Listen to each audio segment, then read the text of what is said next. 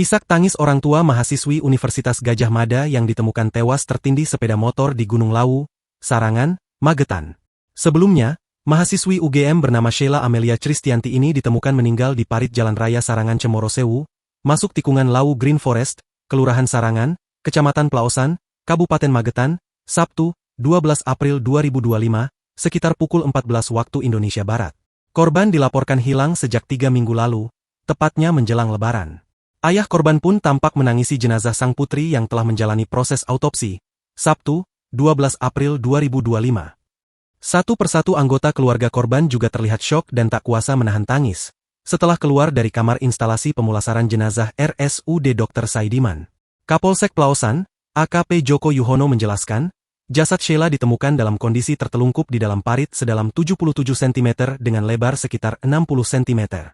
Yang mengejutkan, di atas tubuh korban terdapat sepeda motor metik berwarna hitam dengan nomor polisi AE 3413CA, yang diduga miliknya. Setelah olah tempat kejadian perkara, kami menemukan korban sudah dalam kondisi meninggal dunia di dalam parit, ujar Joko. Menurut AKP Joko, posisi tubuh korban yang tertindih sepeda motor membuatnya tidak terlihat dari luar, sehingga sulit ditemukan sejak awal.